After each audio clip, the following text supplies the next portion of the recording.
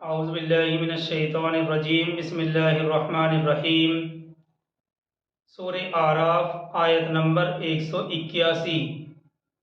وَمِمَّنْ خَلَقْنَا أُمَّةٌ يَهْدُونَ بِالْحَقِّ وَبِهِ يَعْدِلُونَ۔ وَمِمَّنْ خَلَقْنَا أُمَّةٌ يَهْدُونَ بِالْحَقِّ وَبِهِ يَعْدِلُونَ، اور جو انسان ہم نے پیدا کیے ہیں ان میں کچھ لوگ وہ ہیں جو حق کی ہدایت کرتے ہیں اور حق کے ساتھ انصاف کرتے ہیں۔ وَمِمَّنْ خَلَقْنَا أُمَّةٌ يَهْدُونَ بِالْحَقِّ وَبِهِ يَعْدِلُونَ، اور جو انسان ہم نے پیدا کیے ہیں ان میں کچھ لوگ وہ ہیں جو حق کی ہدایت کرتے ہیں اور حق کے ساتھ انصاف کرتے ہیں۔ یہ تو ہے آیت کریمہ کا ترجمہ۔ حقیقت یہی ہے، حقیقت یہی ہے کہ ہر دور میں کچھ لوگ حق کے علمبردار رہے ہیں اور دنیا میں ایسے لوگ ہمیشہ رہے ہیں، جیسے کہ حضور صلی اللہ علیہ وسلم نے بھی اس بات کی گارنٹی دی ہے کہ صحیح مسلم میں حدیث ہے، اللہ کے نبی صلی اللہ علیہ وسلم نے ارشاد فرمایا، لا تزال طائفۃ من امتی ظاہرین علی الحق، میری امت میں ایک گروہ ضرور حق پر قائم رہے گا۔ لا تزال طائفۃ من امتی ظاہرین علی الحق، صحیح مسلم کی حدیث ہے کہ میری امت میں ایک گروہ ضرور حق پر قائم رہے گا۔ اور تفسیر کے امام ابن جریر نے اپنی سند کے ساتھ نقل کیا ہے کہ رسول اللہ صلی اللہ علیہ وسلم نے اس آیت کو تلاوت کر کے ارشاد فرمایا کہ یہ امت جس کا اس آیت میں ذکر ہے میری امت ہے، جو اپنے سب جھگڑوں کے فیصلے حق اور انصاف قانون الہی کے مطابق کریں گے اور لین دین کے بھی تمام معاملات میں حق اور انصاف کو سامنے رکھیں گے۔ یہ ابن جریر نے اپنی سند کے ساتھ نقل کیا ہے کہ رسول اللہ صلی اللہ علیہ وسلم نے اس آیت کو تلاوت کر کے ارشاد فرمایا، یہ آیت سورہ اعراف آیت 181، اس آیت کی تلاوت کی اور ارشاد فرمایا کہ یہ امت جس کا اس آیت کریمہ کے اندر ذکر ہے یہ میری امت ہے، جو اپنے تمام جھگڑوں کے فیصلے حق اور انصاف قانون الہی کے مطابق کریں گے اور لین دین کے بھی تمام معاملات میں حق اور انصاف کو سامنے رکھیں گے۔ اور اسی طرح سے عبد بن حمید کی روایت میں ہے کہ رسول اللہ صلی اللہ علیہ وسلم نے صحابہ کو خطاب کر کے فرمایا، یہ آیت تمہارے حق میں نازل ہوئی ہے اور تم سے پہلے بھی ایک امت کو یہ صفات مل چکی ہیں، یہ صرف تمہیں ہی نہیں ملی، یہ آیت تمہارے حق میں نازل ہوئی ہے اور تم سے پہلے بھی ایک امت کو یہ صفات مل چکی ہیں۔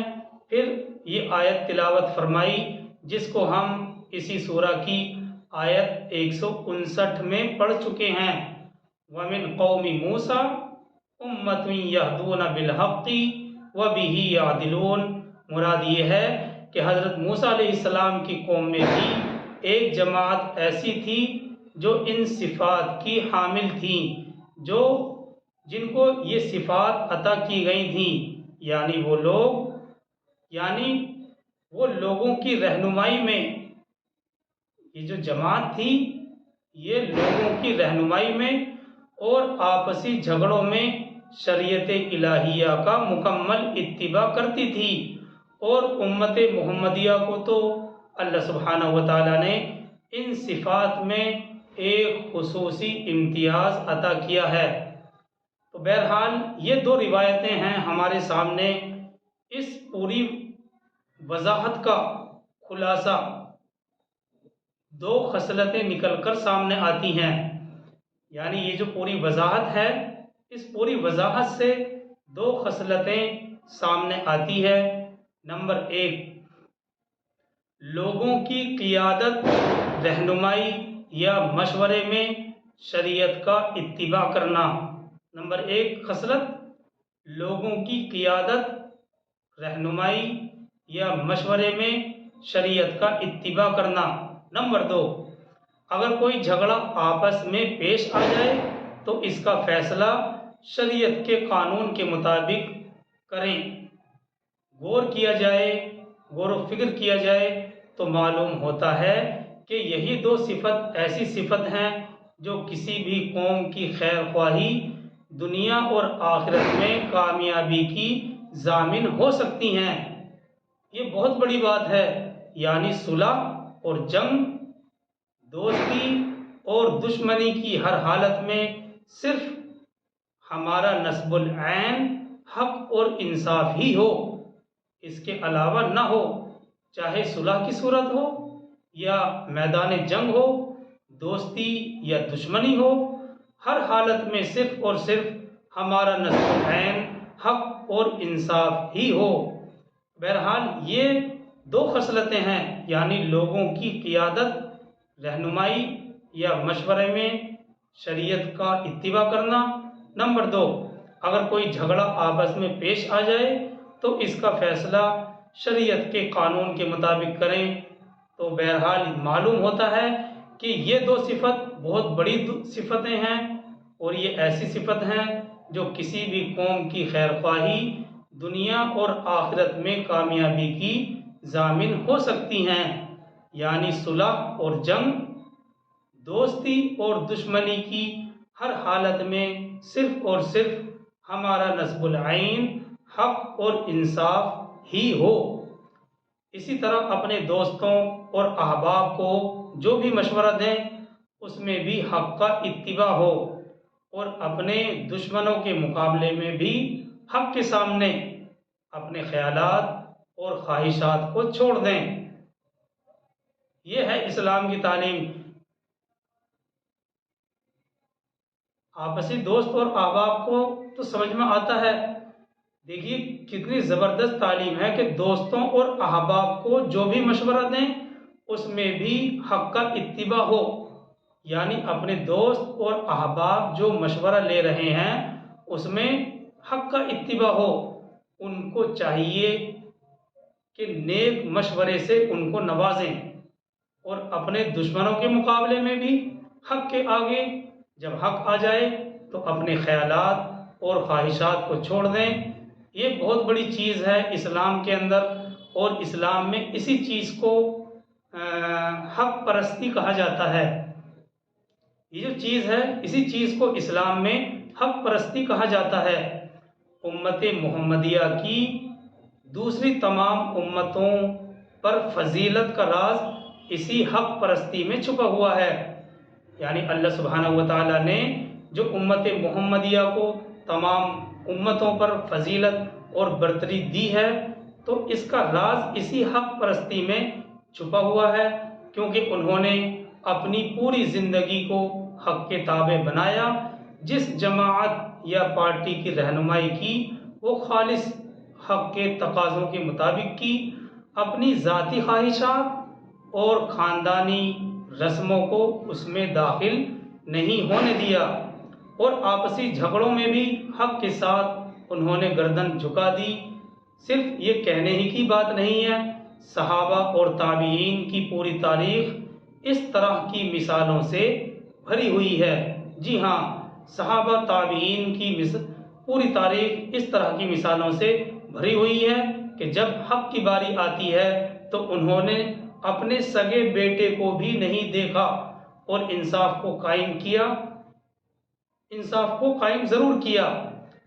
اور ان میں سر فہرست حضرت فاروق اعظم کی فتوحات کا جو سب سے بڑا سبب ہے وہ یہی حق پرستی ہے۔ حضرت فاروق اعظم کی جو فتوحات ہیں ان کا سب سے بڑا سبب، سب سے بڑی وجہ یہی حق پرستی تھی، اور یہی وہ صفت ہے جس نے فاروق اعظم کو دنیا کا سب سے کامیاب فاتح بنا دیا، جن کی فتوحات کے سامنے نئی دنیا کی تمام فتوحات، تمام فاتحین کی فتوحات کوئی حیثیت نہیں رکھتی، کیونکہ اس نئی دنیا میں جو بھی فاتح بن کر آیا ہے، آج کی تاریخ میں اس نئی دنیا میں جو بھی فاتح بن کر آیا ہے، اس نے فتح کے نشے میں چور ہو کر مردوں عورتوں کو بیچ ڈالا، ان کے سر قلم کر کے چوراہوں پر لٹکا دیے، شہروں کے شہر جلا کر راکھ کر دیے، خون کی ندیاں انہوں نے بہا دیں، سروں کے مینار بنا ڈالے۔ جبکہ حضرت عمر کی فتوحات کو دیکھو تو جن علاقوں کو فتح کیا ہے انہوں نے وہاں عدل اور انصاف کو قائم کیا، عفو درگزر بردباری سے کام لیا، اور سب سے بڑی بات امیر غریب میں انصاف کو قائم کرنے میں کوئی امتیاز نہیں کیا، سب سے بڑی چیز۔ اور یہی تو حق پرستی ہے، چاہے کچھ بھی ہو، خاندانی رسم و رواج کچھ بھی کہیں، معاشرہ کچھ بھی کہے، لیکن جو حق پرستی ہے اس کے دامن کو نہیں چھوڑنا، یہی ہے سب سے بڑی تعلیم ان کے یہاں پر۔ امیر غریب میں انصاف کو قائم کرنے میں کوئی امتیاز نہیں تھا، حق پرستی کی انہوں نے تعلیم دی۔ اور جب سے اس امت کے اندر ان دو خصلتوں میں نقصان آیا ہے، اسی وقت سے اس کا تنزل اور انحطاط شروع ہو گیا ہے۔ یہ نہایت ہی رنج اور افسوس کا مقام ہے کہ آج یہی حق پرست قوم جس کی حق پرستی کا کبھی ڈنکا بجتا تھا، یہی حق پرست قوم آج خالص ہوا پرست، خواہش پرست قوم بن کر رہ گئی ہے۔ اب اس کی جماعت اور پارٹیاں بنتی ہیں تو وہ بھی خالص صرف اور صرف دنیا کی منفعت حاصل کرنے کے لیے، دنیا کی منفعت کی بنیادوں پر بنتی ہیں۔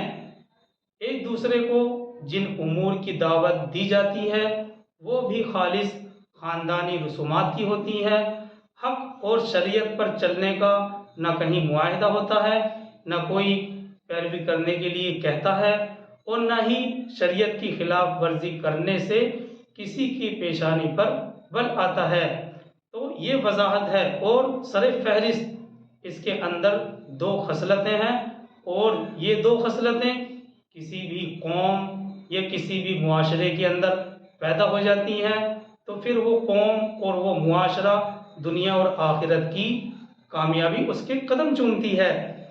بہرحال آگے چلتے ہیں آیت 182 کی طرف۔ اللہ تعالیٰ فرماتے ہیں وَالَّذِينَ كَذَّبُوا بِآيَاتِنَا سَنَسْتَدْرِجُهُمْ مِنْ حَيْثُ لَا يَعْلَمُونَ۔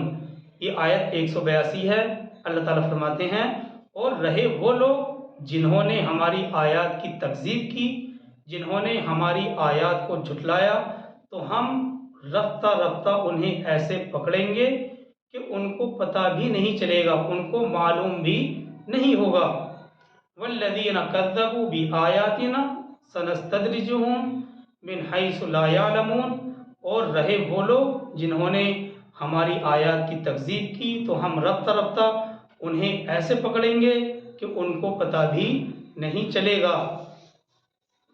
دیکھیے وضاحت اس کی یہ ہے کہ بعض اوقات ایسا ہوتا ہے کہ ایک شخص کفر کے راستے پر بڑھتا ہی چلا جاتا ہے تو ساتھ ہی اس کی دنیاوی کامیابی بھی بڑھتی چلی جاتی ہیں، جس کی وجہ سے وہ یہ سمجھتا ہے کہ وہ جو کچھ کر رہا ہے ٹھیک کر رہا ہے، اور اس کی دنیاوی کامیابیاں اس کی خود اپنی کوشش کا نتیجہ ہیں، لہٰذا وہ کفر اور معصیت کے راستے میں مزید بڑھتا ہی چلا جاتا ہے۔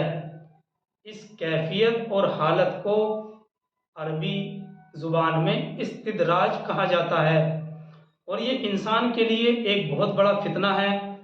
یعنی کوئی انسان پوری دلیری کے ساتھ اللہ کی آیات سے اعراض کر لے اور اس کے احکام سے سرکشی کرتا ہے تو اللہ سبحانہ و تعالیٰ اس کو ڈھیل دیتا ہے اور اس کی رسی کو دراز کرتا ہے، جس کی وجہ سے وہ گناہوں کی دلدل میں اور بھی دھستا ہی چلا جاتا ہے۔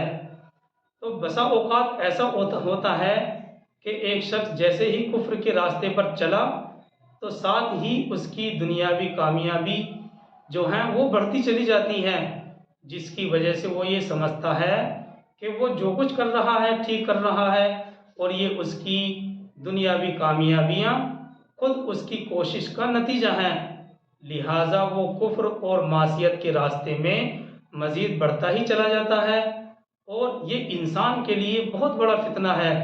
یعنی کوئی انسان پوری دلیری کے ساتھ اللہ کی آیات سے اعراض کرے اور اس کے احکام سے سرکشی کرتا ہے تو اللہ سبحانہ و تعالیٰ اس کو ڈھیل دیتا ہے، اس کی رسی کو دراز کرتا ہے، جس کی وجہ سے وہ اور گناہوں کی دلدل میں دھستا ہی چلا جاتا ہے۔ جی ہاں، اگلی آیت یعنی آیت 183 اسی بات کی ترجمانی کر رہی ہے۔ اللہ تعالیٰ فرماتے ہیں اگلی آیت 183 میں وَأُمْلِي لَهُمْ إِنَّ كَيْدِي مَتِينٌ، اور میں ان کو ڈھیل دوں گا، یقیناً میری چال بہت مضبوط ہے۔ وَأُمْلِي لَهُمْ إِنَّ كَيْدِي مَتِينٌ، اور میں ان کو ڈھیل دوں گا، یقیناً میری چال بہت مضبوط ہے۔ ایسے جو مجرم ہیں ان کو ڈھیل دینے کی مثال کانٹے کے ذریعے مچھلی کے شکار کی سی ہے، یعنی کانٹے کے ذریعے جو مچھلی کا شکار کیا جاتا ہے اس کی مثال اس جیسی ہے۔ تو ایسے جو مجرم ہیں ان کو ڈھیل دینے کی مثال کانٹے کے ذریعے مچھلی کے شکار کی سی ہے۔ جب کانٹا مچھلی کے حلق میں پھنس جاتا ہے تو اس کے بعد پھر وہ کہیں بھاگ نہیں سکتی، چنانچہ ایسی صورت میں شکاری کیا کرتا ہے، شکاری ڈور ڈھیلی چھوڑ دیتا ہے، اور پھر جب مناسب سمجھتا ہے تو ڈور کھینچ لیتا ہے، مچھلی کو قابو میں کر لیتا ہے۔ تو یہ بہترین مثال ہے۔ اللہ تعالیٰ فرماتے ہیں وَأُمْلِي لَهُمْ إِنَّ كَيْدِي مَتِينٌ، اور میں ان کو ڈھیل دوں گا، یقیناً میری چال بہت مضبوط ہے۔ آگے چلتے ہیں آیت 184 کی طرف۔ اللہ تعالیٰ فرماتے ہیں أَوَلَمْ يَتَفَكَّرُوا مَا بِصَاحِبِهِمْ مِنْ جِنَّةٍ، کیا انہوں نے غور نہیں کیا کہ ان کے ساتھی محمد صلی اللہ علیہ وسلم جنون نہیں ہیں؟ کیا انہوں نے غور نہیں کیا کہ ان کے ساتھی یعنی محمد صلی اللہ علیہ وسلم جنون نہیں ہیں؟ اس آیت میں کفار کے اس لغو خیال کی تردید کی گئی ہے کہ معاذ اللہ حضور صلی اللہ علیہ وسلم جنون میں مبتلا ہیں۔ تو اللہ سبحانہ و تعالیٰ اس سلسلے میں ایک سوال کا سا انداز اختیار کر کے فرما رہے ہیں، گویا کہ اللہ سبحانہ و تعالیٰ اس سلسلے میں اس بات کو سمجھانے کے لیے ایک سوال کا سا انداز اختیار فرما رہے ہیں کہ عقل سے کورو، ذرا غور تو کرو، ہمارے یہ رسول ہیں، تمہاری نگاہوں کے سامنے پلے بڑے ہیں، آپ کی سیرت، آپ کی شخصیت، طہارت، نظافت اور آپ کا کردار، یہ سب کچھ آپ لوگوں کے سامنے نہیں ہے کیا؟ اس کے باوجود بھی تم لوگ یہ دعویٰ کرتے ہو کہ آپ جنون کے اثرات ہیں۔ کیا مجنون لوگوں کا کردار ایسا ہو سکتا ہے جو پیارے نبی صلی اللہ علیہ وسلم کا کردار ہے؟ کیا تم نے کبھی اپنے اس بودے دعوے پر غور نہیں کیا؟ یہ جو تم بودا دعویٰ کر رہے ہو، کیا تم نے اس پر کبھی غور نہیں کیا؟ ان کی عقل کے سامنے تو ساری دنیا کے عقلاء حیران ہیں، ان کے بارے میں جنون کا گمان خود جنون ہے، خود پاگل پن ہے۔ تو حضور صلی اللہ علیہ وسلم تو صرف صاف صاف احکام بیان کر کے آخرت اور عذاب خداوندی سے ڈرانے والے ہیں۔ اس آیت کے اگلے الفاظ اسی حقیقت کو بیان کر رہے ہیں، ان ہوا الا نذیر مبین، وہ تو صرف واضح طور پر خبردار کر دینے ہی والے ہیں۔ آگے چلتے ہیں آیت 185 کی طرف، اور یہ آیت یعنی سورہ اعراف کی آیت 185 بڑی اہم ہے۔ اللہ تعالیٰ فرماتے ہیں اولم ينظروا في ملكوت السماوات والارض وما خلق الله من شيء، اولم ينظروا في ملكوت السماوات والارض وما خلق الله من شيء اور کیا ان لوگوں نے غور و فکر نہیں کیا آسمانوں اور زمین کی سلطنت میں اور اللہ نے جو چیز بنائی ہیں ان میں؟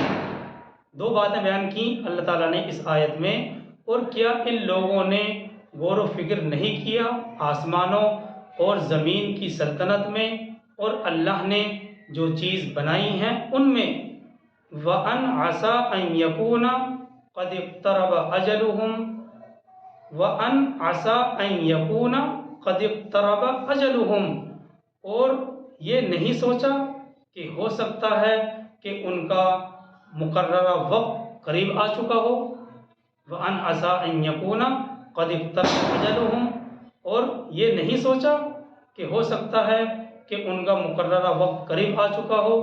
اس سے پہلے اسی سورہ کی آیت نمبر 34 میں ہم پڑھ چکے ہیں وَلِكُلِّ أُمَّةٍ أَجَلٌ، یہ اسی سورہ کی آیت 34 میں ہم پڑھ چکے ہیں پہلے۔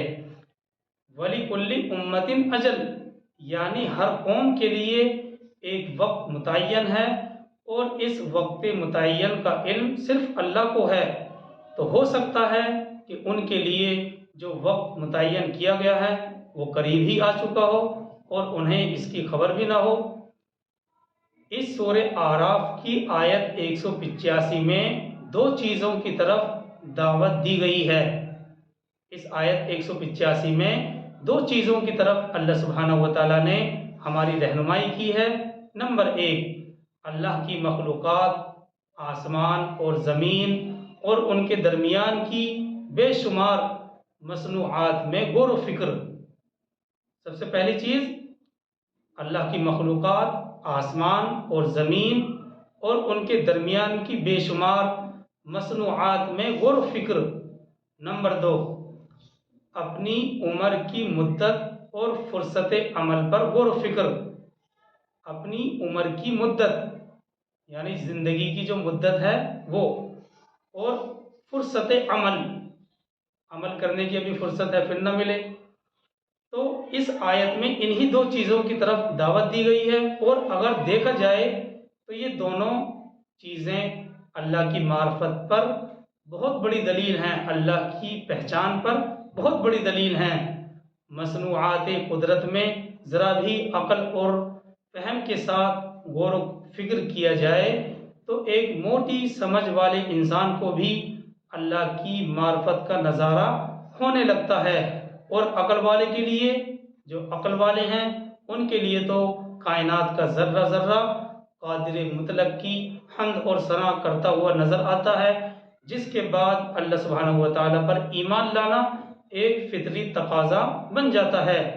اور اسی طرح اپنی عمر کی مدت میں غور و فکر کا نتیجہ یہ نکلتا ہے، یعنی غور و فکر اپنی عمر میں غور و فکر جب کی جائے گی تو اس کا نتیجہ یہ نکلے گا کہ جب انسان یہ سمجھ لے کہ اس کی عمر کی مدت کا وقت معلوم نہیں ہے کہ کب آ جائے، تو انسان ضروری کاموں کے پورا کرنے میں غفلت سے باز آ جاتا ہے، محنت اور مستعدی سے کام میں لگ جاتا ہے۔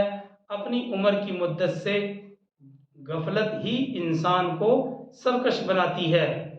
یہ حقیقت بھی ہے کہ اپنی عمر کی مدت سے غفلت ہی انسان کو سرکش بناتی ہے، اور اسی چیز کو ذہن میں رکھنا وہ چیز ہے جو انسان کو بہت سے جرائم، بہت سے جرموں سے بچنے پر آمادہ کر دیتی ہے۔ یہی وجہ ہے کہ ایک حدیث میں حضور صلی اللہ علیہ وسلم نے ارشاد فرمایا، اکثروا ذکر حازم اللذات الموت، یعنی تم اس چیز کو کثرت سے یاد کرو جو سب لذتوں کو ختم کر دینے والی ہے، یعنی موت۔ اس آیت میں فرمایا گیا ہے، کیا ان لوگوں نے اولم، اس آیت میں یہی بات فرمائی گئی، اولم ینظروا فی ملکوت السماوات والارض وما خلق اللہ من شیء، کیا ان لوگوں نے غور و فکر نہیں کیا آسمانوں اور زمین کی سلطنت میں اور اللہ نے جو چیزیں بنائی ہیں ان میں، اور یہ نہیں سوچا کہ ہو سکتا ہے کہ ان کا وقت مقرر قریب آ چکا ہو۔ وَأَنْ عَسَىٰ أَن يَكُونَ قَدِ اقْتَرَبَ أَجَلُهُمْ، اور یہ نہیں سوچا کہ ہو سکتا ہے کہ ان کا مقررہ وقت قریب آ گیا ہو۔ آیت میں دیکھیے ملکوت کا لفظ استعمال کیا گیا ہے۔ ملکوت یہ ملک کے معنی میں مبالغے کے لیے بولا جاتا ہے۔ اس کے معنی یہ ہوئے ملک عظیم یعنی بڑی سلطنت۔ اس آیت کا آخری حصہ ہے یعنی آیت 185 کا آخری حصہ ہے وَبِأَيِّ حَدِيثٍ بَعْدَهُ يُؤْمِنُونَ، اور اب اس کے بعد وہ اور کس بات پر ایمان لائیں گے۔ سوالیہ طور پر اللہ تعالیٰ فرماتے ہیں اور اب اس کے بعد وہ کس بات پر ایمان لائیں گے، یعنی جو لوگ قرآن کی واضح نشانیوں سے بھی ایمان نہیں لائے وہ اور کس چیز پر ایمان لائیں گے۔ تو یہ بات یعنی آیت 185 میں دو بات سر فہرست ہیں، یعنی اللہ کی مخلوقات آسمان اور زمین اور ان کے درمیان کی بے شمار مصنوعات میں غور و فکر کرنا۔ نمبر 2، اپنی عمر کی مدت اور فرصت عمل پر غور و فکر کرنا۔ آج کے سبق کا یہی خلاصہ اور نچوڑ ہے۔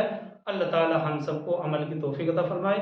سبحان اللہ و بحمدہ، سبحانک اللہم و بحمدک، نشہد ان لا الہ الا انت، نستغفرک و نتوب الیک۔ سبحان ربک رب العزۃ عما یصفون، وسلام علی المرسلین، والحمد للہ رب العالمین۔